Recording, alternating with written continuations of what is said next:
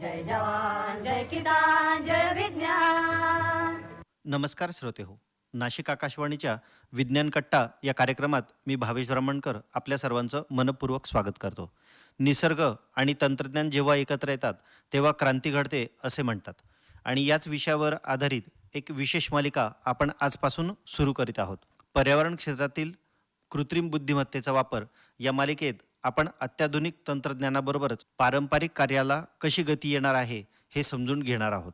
श्रोते हो, नाशिकचा गोदावरी काठ असो वा सह्याद्रीच्या रांगा, निसर्ग आपल्याला भरभरून देतोय.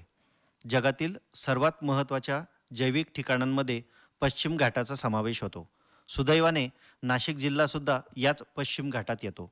निसर्गाचं अतिशय देखणं आणि आकर्षक रूप मात्र गेल्या काही दशकांमध्ये काळवंडलं आहे. वाढते तापमान, प्रदूषित नद्या आणि अनिश्चित पाऊस यामुळे निसर्ग संकटात आला आहे. आता प्रश्न असा पडतो की माणसांनी निर्माण केलेली कृत्रिम बुद्धिमत्ता, ज्यालाच आर्टिफिशियल इंटेलिजन्स अर्थात AI असे म्हटले जाते, हे आधुनिक अस्त्र निसर्ग वाचवण्यासाठी आपल्याला मदत करू शकेल का? अनेकांना वाटतं की AI म्हणजे फक्त कॉम्प्युटर किंवा रोबोट, पण तसं नाही. AI म्हणजे निसर्गाची नाडी ओळखणारे एक अत्यंत सूक्ष्म आणि वेगवान साधन आहे. AI पर्यावरणासाठी काय करू शकते असा प्रश्न तुम्हालाही पडलाच असेल ना? मी तुमची उत्सुकता ताणून धरणार नाही. समजा गोदावरीला पूर येणार असेल तर AI जुन्या पावसाच्या नोंदी आणि सध्याचा प्रवाह यांचा अभ्यास करून खूप आधी आपल्याला सावध करू शकतो. म्हणजेच अचूक अंदाज मिळण्याची सुविधा उपलब्ध होऊ शकते. हवेत किंवा पाण्यात नेमके कोणते घटक आणि ते सुद्धा किती प्रमाणात मिसळले आहेत हे AI आधारित सेन्सर्स सेकंदात सांगू शकतात. म्हणजेच प्रदूषण दूर करण्यासाठी काय करायला हवे हे सुद्धा स्पष्ट होऊ शकते.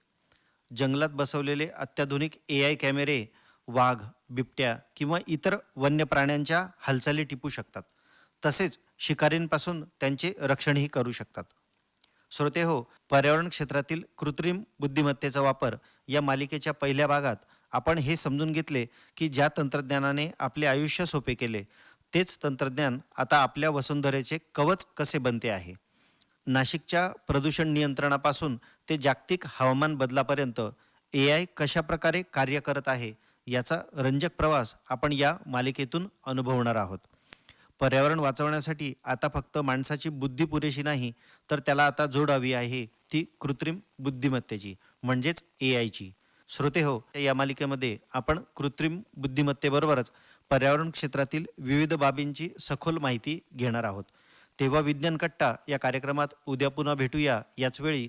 तोपर्यंत मी भावेश ब्राह्मणकर आपल्या सर्वांचा निरोप घेतो. नमस्कार. आणि हो, ऐकायला विसरू नका आकाशवाणी नाशिक. जय जवान जय किसान जय विज्ञान।